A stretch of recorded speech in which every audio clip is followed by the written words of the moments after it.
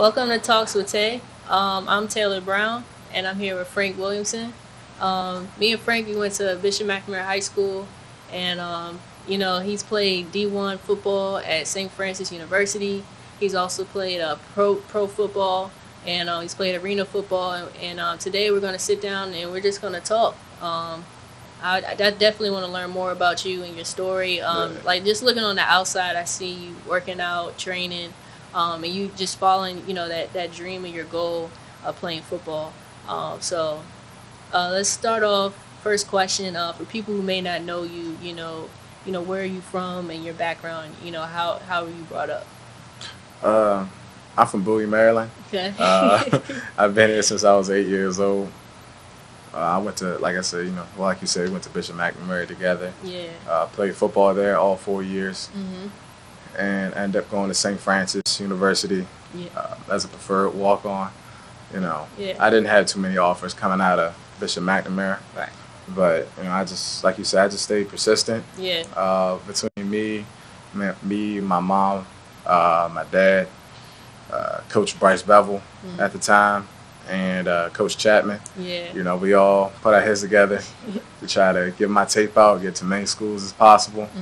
And Bryce Bevel, he had told me about St. Francis, and at the time I had no idea where that school was or what division it was. I thought it was a D3 school. He said, nah, it's a D1 AA. And I said, they want me? And he said, yes. I was like, all right. Yeah. So, I went on the visit, and it was me and a couple other guys. Actually, one of my best friends now, we was at the same visit. Right. But I honestly fell in love with the school. And like I said, I was preferred walk-on there. And, after my first season, I was a freshman, so I didn't get that much playing time. But towards the end, I started getting, more reps. And spring ball, that's when, by the grace of God, I was able to earn a starting spot. And they offered me a scholarship. Right. So, that was another testament to my hard work. Right. And,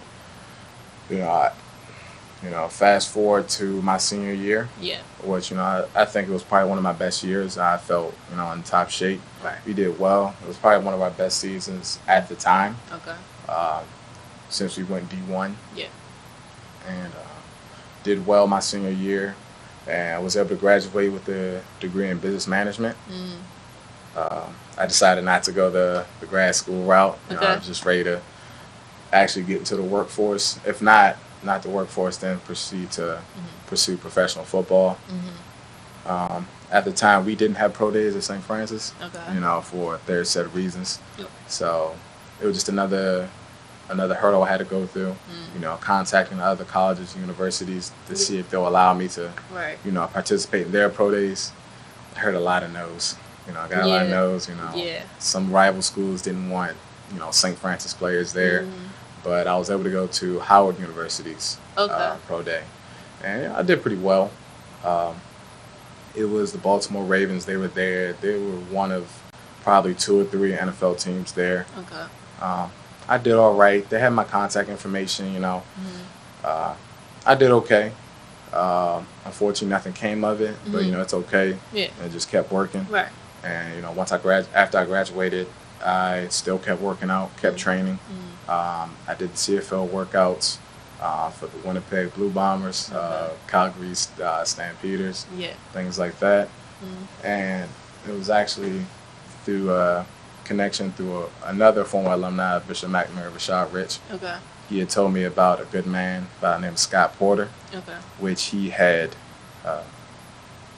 able to connect me with a team, the Cedar Rapids Titans in the IFL. Okay. And that's the indoor football league, and it was in Iowa. Okay. So he got me in contact with Coach Marvin McNutt. He's also from Iowa. Okay. Big receiver from Iowa University of Iowa. Yeah.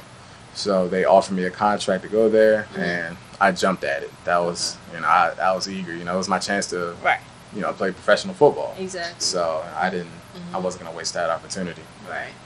I went there. And literally the first day of practice, I dislocated my finger. And then I was just like, oh my goodness. Yeah. So dang. I was upset. And literally the next play, I popped it back in, and I went right back to practice. I was like, I'm not going home off that. Right. You know. Well, I went through the season, and probably 5 games into the season, I took a tough fall over the wall, flipped over the wall, and I sprained my MCL. So I was out for 5 weeks. So that was very frustrating. To work my way back, rehab, to get back. First game I got back, did well. I scored in my first game back, so it felt good to get back healthy again. And with the season was progressing, I was doing well. And towards the end of, well, probably not the end, I'd say probably about 4 games left, I actually got injured again. But it was one of those where I wasn't injured, I was just hurt. So at least at my thought, that's what I thought. So I just kept playing, and I talked to the team doctors, and they were telling me, you should probably shut it down. I'm like, nah, I got to finish the season out, to get my film, things like that. Yeah. And I finished the season out, once again by the grace of God. And then when I came back home, I was still feeling some pain, but I just thought maybe my body was just sore. And I was in the gym one day, and I felt just a really bad tear in my abdomen. Yeah. So I left the gym. The next day, went right to see the orthopedic. Well, see my doctor to get the referral. Right. To see a specialist, and they did the ultrasound, and I had a tear in my abdomen, a tear in my hip, and a tear in my groin. And when he told me that, I was just like, so what are we gonna do? Right. Right. And he just definitely asked me, well, we can do the surgery route, or we can try more, kind of a harder route. And I said, well, what's that? He said, well, I can inject you with some type of fluids that would kind of help with the healing, a more natural way, and you have to go through physical therapy. And I was like, is it painful? And he said, it's going to be pretty painful. So I said, all right, let's go. Right. And, as God is my witness, that was the most painful thing I ever had to go through, Man. But I went through it, and I had roughly 3 months of physical therapy just to get healthy. And, Yeah, so let's talk about that. Just seems like I think it sounds like the hurdles and trials, and tribulations you went through just to be a pro athlete.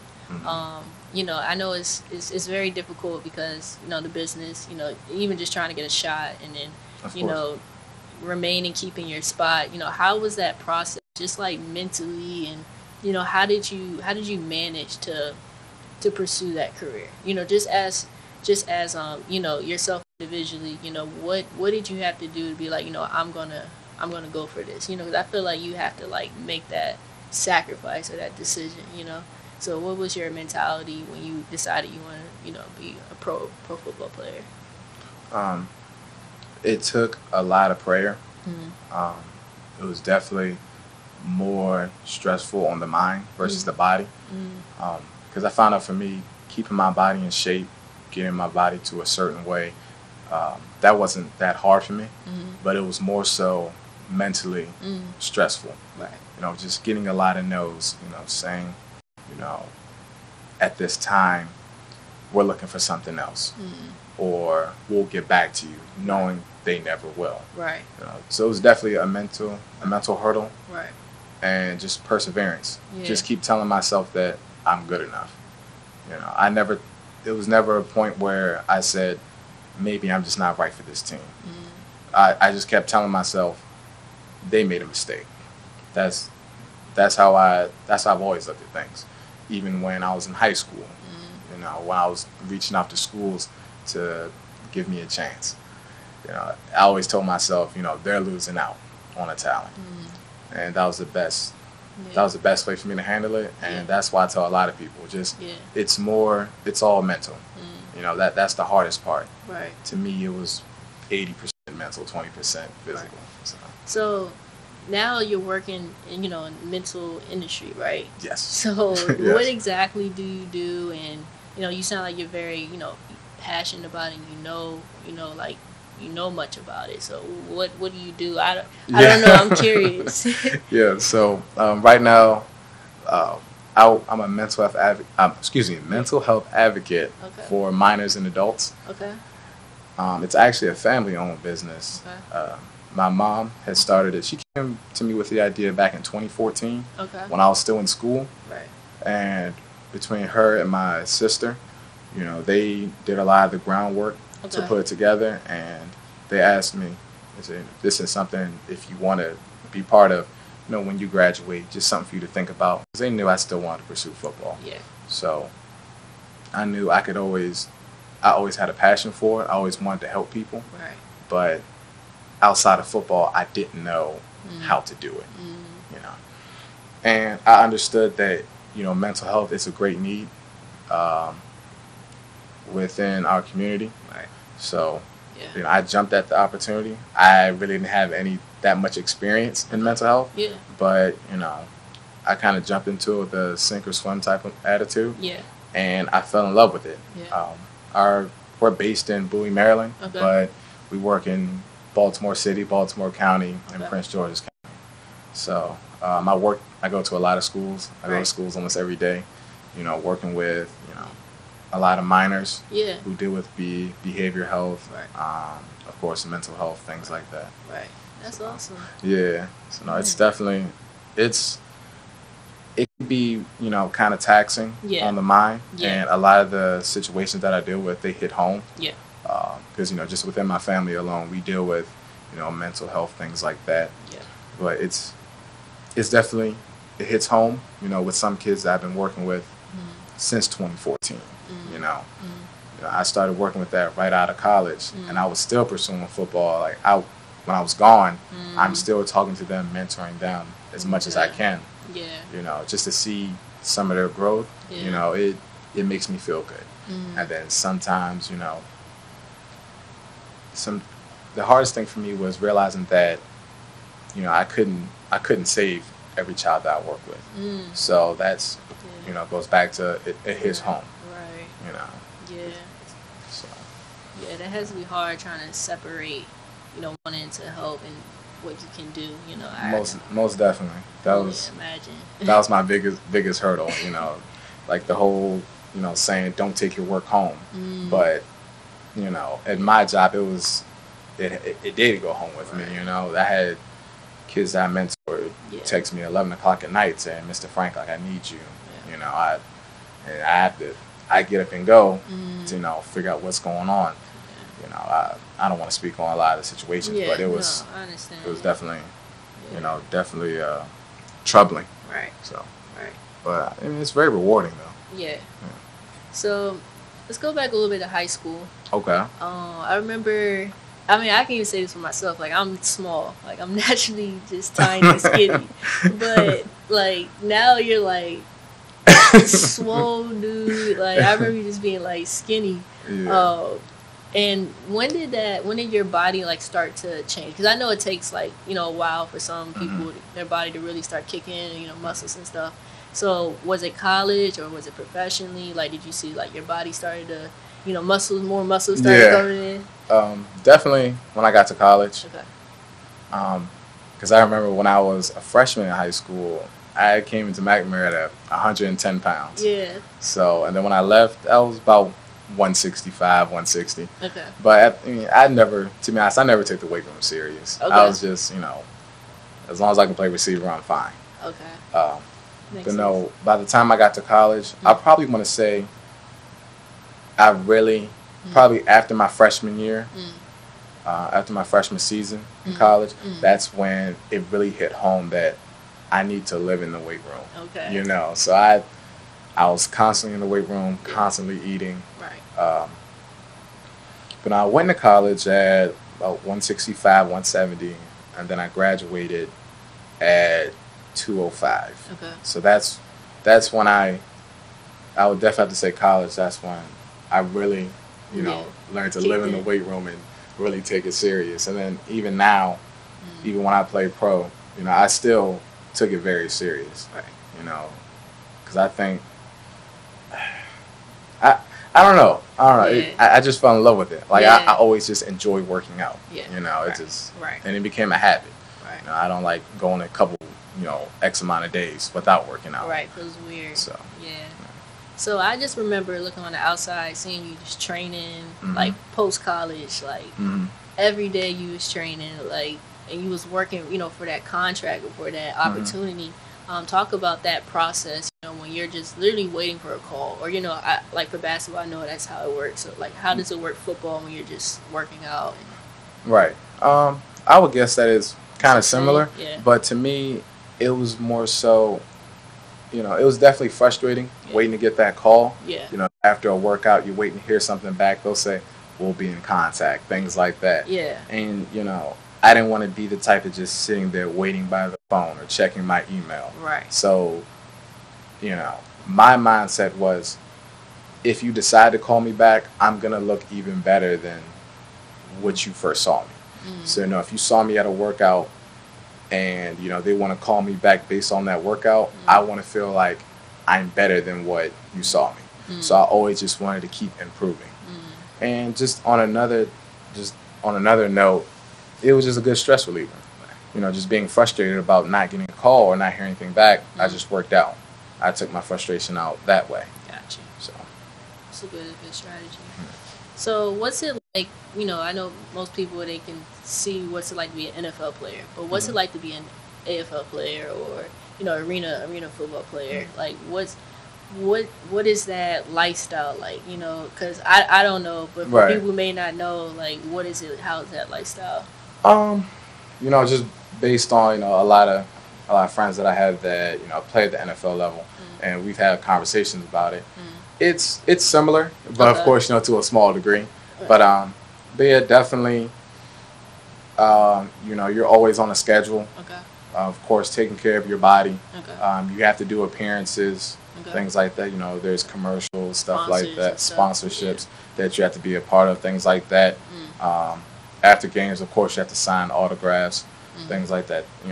When I played, they had tables lined up after the games or outside the stadium. So we'll go there, sign autographs or fans and things like that. Right. So it was a cool experience. Right. Right. To witness and be a part of that. Yeah. Even you're not in the NFL, but you're still a professional athlete. Right. Right. There's kids that still, even though you're not in the NFL, they're wearing your jersey. Right. They have a poster with your number on it, with your face on it, things like that. Right. So it's definitely kind of like you're put on a pedestal.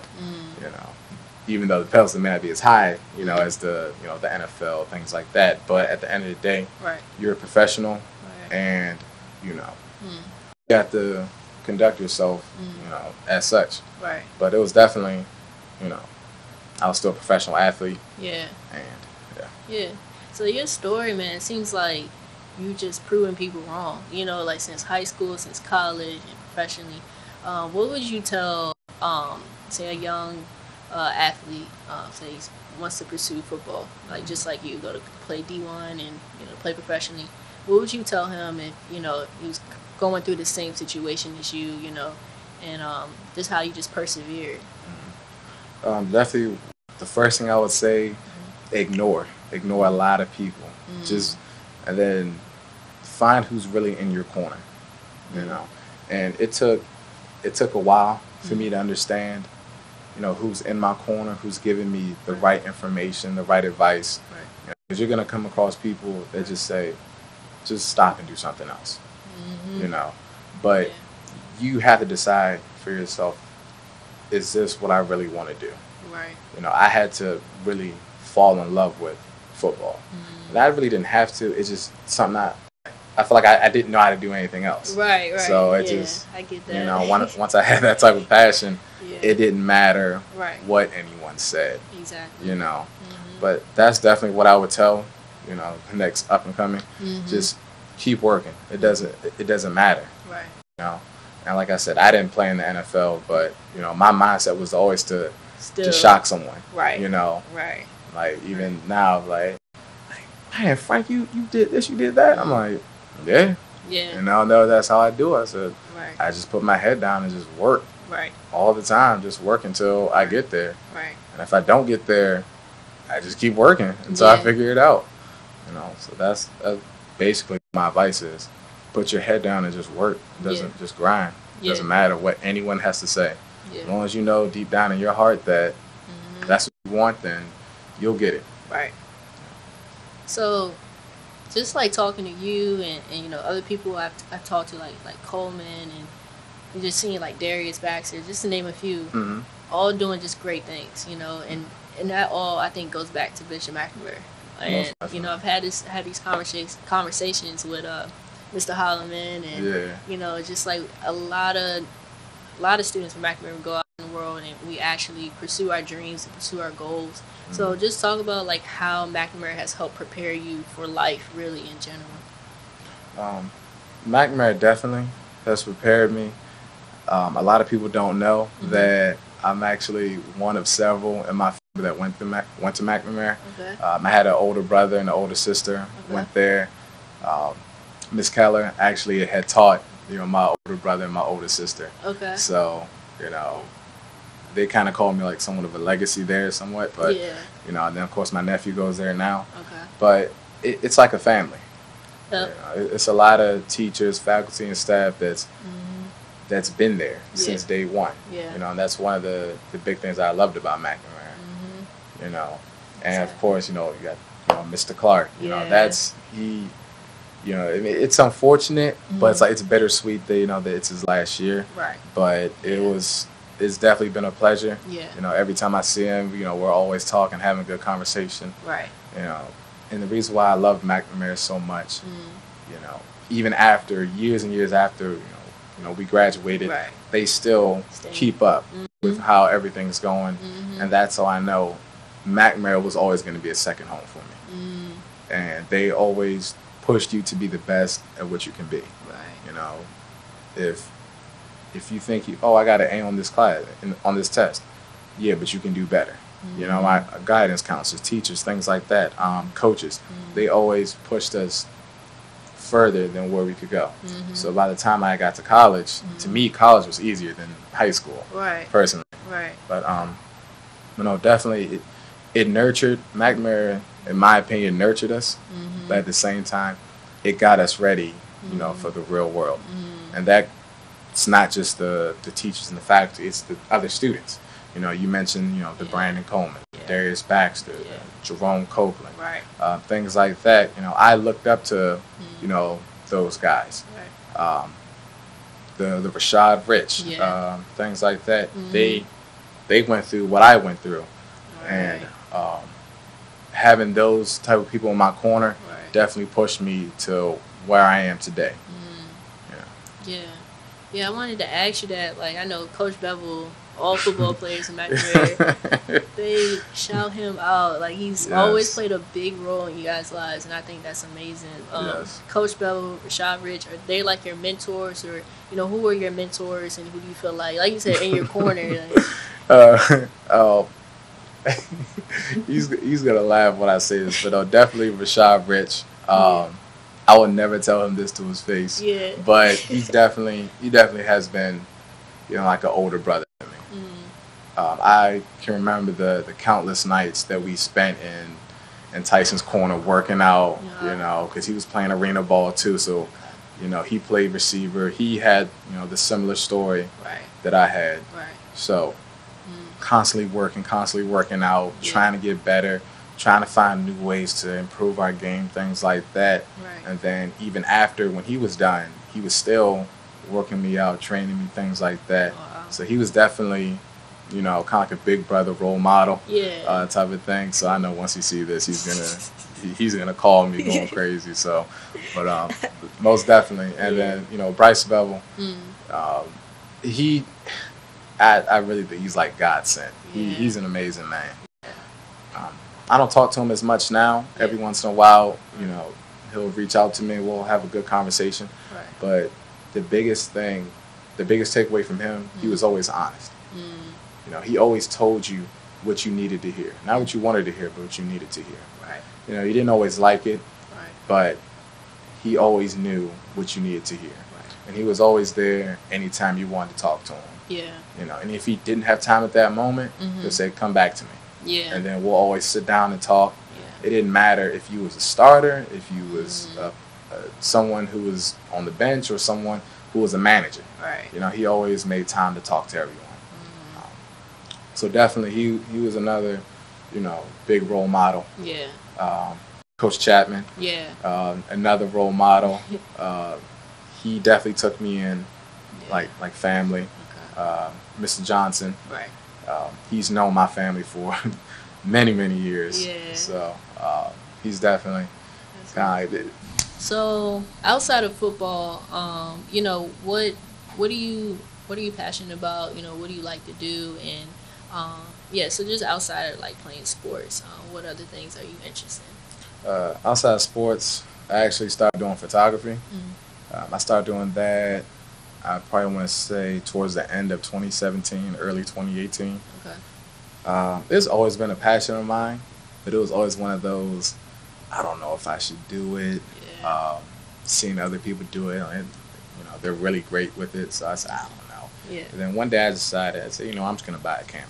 Okay. And see how it goes. Right. So I just started taking pictures. Yeah. A good friend of mine, Brian Cawthon, Okay. he actually, you know, he's an amazing photographer. Right.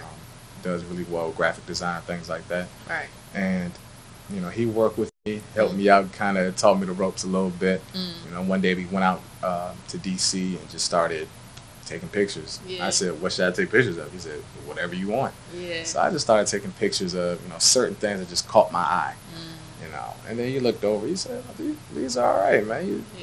You know, look like you kind of got an eye for it. And at the time, I said, I don't know. I'm just taking anything I want to take pictures of. Right. But I definitely started to become a very deep passion that I didn't realize that, you know, I would like. And it started simple, like I said, just going to D.C., taking pictures. Then I started doing, you know, sporting events like my nephew's football games for South Bowie. And then it started going into McNamara football games, JV, varsity, things like that. Yeah. And, you know, a couple of players, they said, oh, you take pictures? I was like, yeah, you know. And one day, it was actually kind of funny. This past season at McNamara, I took some pictures for the varsity team when they played Archbishop Carroll. Okay. And I had sent, you know, a lot of the pictures over to the strength and conditioning coach, DeRon Ellis. And he said, man, these are dope. I said, they're okay. Yeah. So one day, you know, I showed up to the weight room and, you know, to work out like I usually do, he said, show up at 3:30. I said, why? He said, just show up at 3:30. Yeah. So I get there about 3:35, 3:40. And they're looking up at the TV screen, just watching it. And I walk in there, and they just start clapping. I'm like, what are y'all talking about? And look, he's like showing all the pictures through a slideshow, and they're just like, nah, man, you're good. You know, can I use your pictures and stuff? I said, I don't care. Yeah. You know, and then, you know, DeRon Ellis, he was just saying, man, you should get like a watermark. You should try, you know, make a profit off of it. Right. And, you know, it was one of those, I don't know if I'm good enough, but I'm just starting to realize that, you know, as long as I'm confident in myself, you know, everything will fall into place. Sure. You know, what's meant to be is meant to be. Sure. And it's still a passion for me. I don't care if I make $1 million off of it or no money off of it. Yeah. It's just something I like to do. That's cool. So it's definitely a passion of mine. Yeah. So I gotta ask you, cause see, you got Colin on your shirt. Oh, yeah. Who's your favorite all-time football player? That is tough. If I really had to pick, my favorite all time, I would say Jerry Rice. Okay. That's my favorite all time, just because, and I try to tailor his type of mindset when it came to working out, and that was his passion. It didn't matter how good his past season was. As soon as the season ended, he was right back to work. You know, the next day or a week later. He had no time off. Okay. You know, he was always trying to improve. You know, there's records that he broke that he wants to, I'm trying to break it again. You know, there's always, you know, a way to get better. Right. He had that type of laser focus that, you know, there's no time to relax. There's no time for downtime. You know, we just won a Super Bowl. Let's go win another one. Right. You know, so that's the kind of mindset that I try to carry myself, definitely, you know, within football, even within working out. You know, just focusing on the task at hand. And at the time with him, it's just nothing else mattered, but just getting better, working on the same thing over and over, repetition, and even now he's retired, he still works out, you know, things like that. Yeah. And he has nothing to prove, you know, just like me now. I have nothing to prove. You know, I don't play pro ball anymore, but I just want to do it. It's a habit to me. Yeah. Just like with him, he made it a habit. It's a passion. Right. So that's why, you know, he's my favorite personally. You know. That's nice. That's unique. I like that. Yeah. So, last question. For people that don't know, you know, they may think, oh, you're still playing football. You know, what's next for you, and you know, what are your future goals? You know, outside after football, life after football. Yeah, that's always been a tough question for me. Yeah. You know, I've had to ask myself, you know, now that I'm done pursuing professional football, what's, you know, kind of like my plan B. Yeah. You know, definitely continue to work in the mental health field. I actually do not professional, I'm a personal trainer. Yeah. You know, I train people out in St. Mary's County. Okay. A skill position from, you know, I trained football, soccer, baseball, basketball, it didn't matter. Yeah. Definitely just want to continue doing that as a side passion. Okay. And also just the photography. Yeah. Just to keep expanding on, you know, just to figure out what else you know, I could be good at. Right. You know, but definitely mental health is my main priority right now. But my mindset in life is I don't have a set thing like this is what I want to do. Right. You know, of course my goal is to continue training, see where it takes me, continue photography, see where it takes me. And you never know, it may take me to a whole nother branch into, you know, potential. Right. You know, so that's just that's how I look at life. But no, I'm done. Yeah. I'm finished pursuing professional football. Yeah. And I'm happy with it. I'm at peace with it. Okay. You know, I could say that I proved a lot of doubters wrong. But at the end of the day, it was never really about proving anyone wrong. It was just proving myself right. Okay. You know, because at the end of the day, I wanted to be a professional football player at whatever level, you know, I was at. Yeah. Of course, you know, your aspirations is NFL. Right. But, you know, I knew that that's what I wanted to do, and it just didn't matter what other people thought, or, you know, it's crazy. They see me work out, like, what are you working out for? And I just said, I had my reasons, you know? Yeah. You know, so, but that's definitely how I approached everything. That's how I approach life, so. Man, that's exactly the last thing you said. Like, me looking on the outside was just inspirational to see you just training and working out, and I had no idea, like, what you were going after, but you were going, like you were putting in the work. So thank you. It's definitely inspiring. But that's pretty much a wrap, and I just want to thank you again for coming on the show. No, thank you for having me. Thank you. And anything else you would like to let people know about you that people don't know about you, or you would like people, you know, to know? That was kind of on the spot type question. No. I don't know. I'm real easygoing. I don't want to help anyone out. Anytime you need help, just ask. But I know sometimes people tend to say, I know for some reason a lot of people say like I'm unapproachable, but nah, you just come and talk to me. I feel like I was like that in high school too. Anybody just come and talk to me, we'll have a conversation. It's not an issue. Yeah. But you know. Yeah. But that's how I look at it. Gotcha. All right, well, again, thanks for coming on the show, and thank you. That's a wrap. Thanks for watching Talks with Tay, and stay tuned for what we have coming up next.